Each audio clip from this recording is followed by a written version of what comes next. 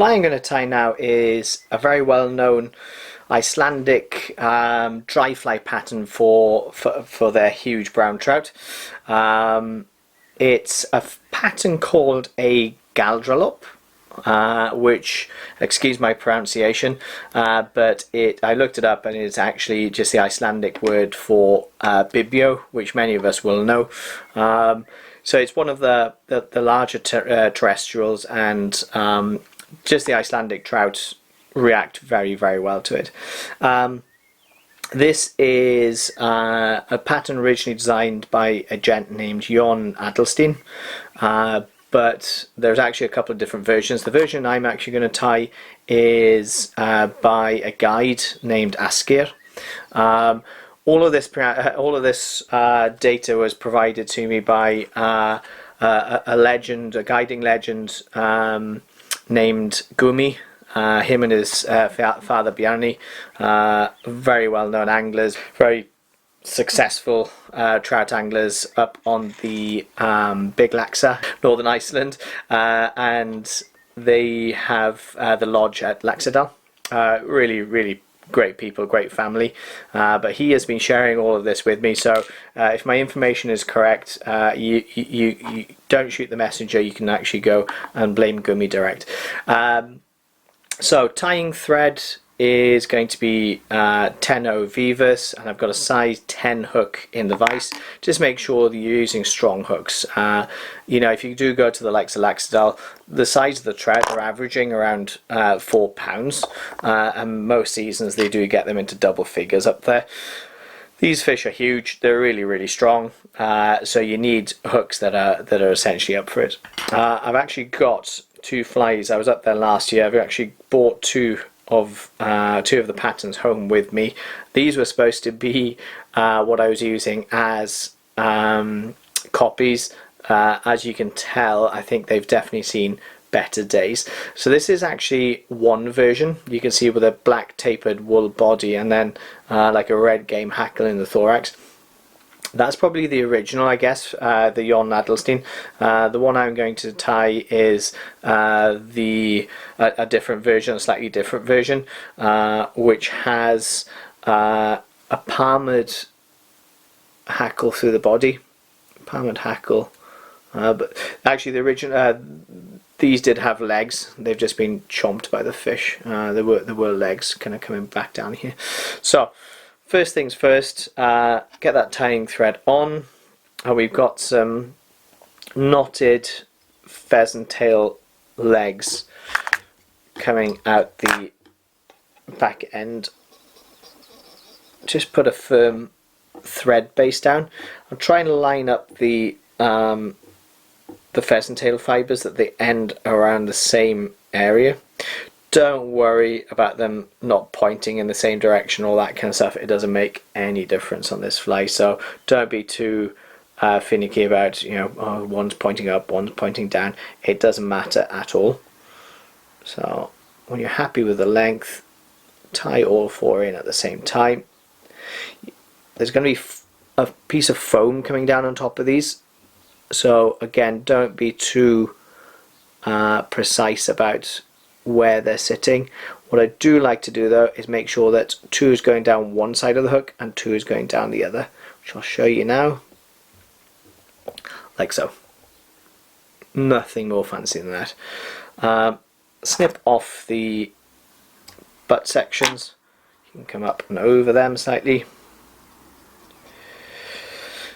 The tail, I'm actually using some booby eyes from Hens, just in a red, and I think it's 5 or 6 mil diameter.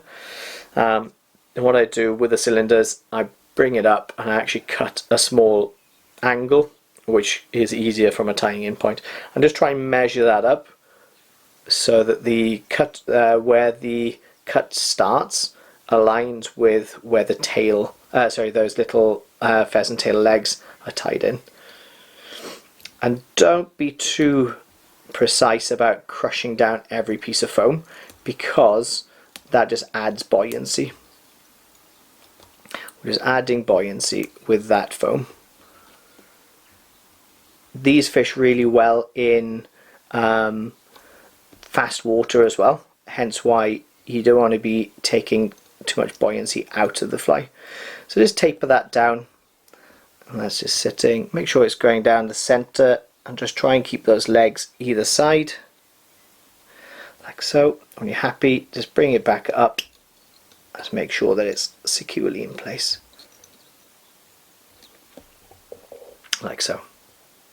You can see that foam just crushes the legs down a little bit, so it does get them riding nice and low on the water surface.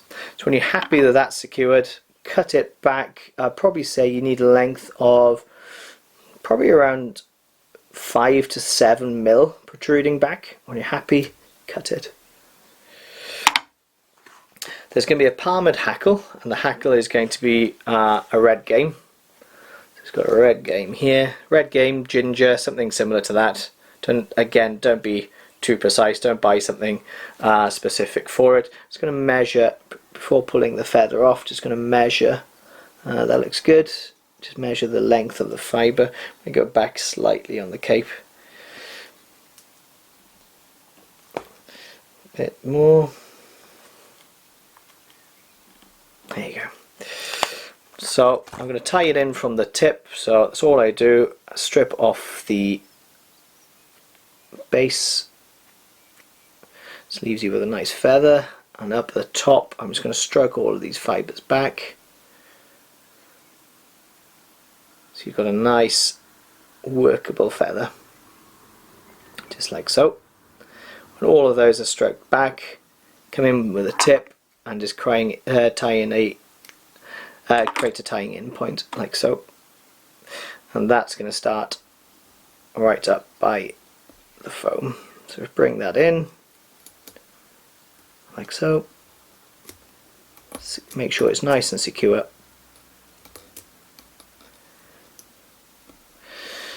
So the body, you can use black wool. I prefer to use black seal's fur, for the simple reason being that if you use wool, it just tends to absorb water, and if it absorbs water, it's obviously affecting the buoyancy.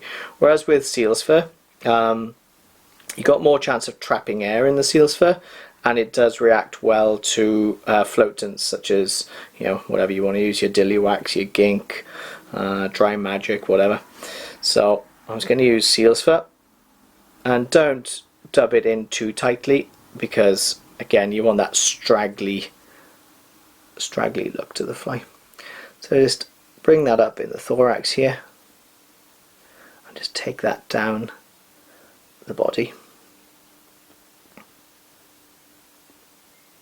So that's just going to trap more air. The tighter you dub things and get more precise. It's fine if you're fishing really finicky fish on flats, but this type of fish is a searching pattern, or can definitely be used as a searching pattern. So for that you want that buoyancy. And then we're just going to take this hackle up, and don't be shy with that hackle either. Do take a good few turns, and as you bring it up, just make sure you're not trapping any fibres. Try and keep the turns evenly spaced, or as best you can. It doesn't. It's just for you to look at the fly and be as precise as possible. From a fish perspective, they don't care. And then just finish off with a couple of turns towards the head. By tying these hackles in by the tip, in theory you've got a taper in the hackle with more a longer fibre towards the head, and just secure that off. Put a couple of turns, and then just sweep that feather back so it gives you access to the stalk, and tie over that stalk just to add security. You want the fly to last a few fish, and just tie that off, and that's the end of the fly. So you've got great buoyancy. You got the hackle, you got that big lump of foam, which also acts as a trigger, no doubt, that red foam sticking out. And that's the end of the fly. So snip off the thread, little straggly fibre of thread there. Snip off the excess of the hackle. And that's the fly done. So you can pick that seal's fur out a bit more if you wanted to, but you know what? I prefer to let the fish do it for me. So there you go. So that's the Galdralöpp, or the Icelandic Bibio. If you are heading up there, definitely take a few with you. I certainly wouldn't be travelling without it. And even give it a go again in the UK waters. I'm sure it would work. Anyway, I hope it brings you luck, and tight lines.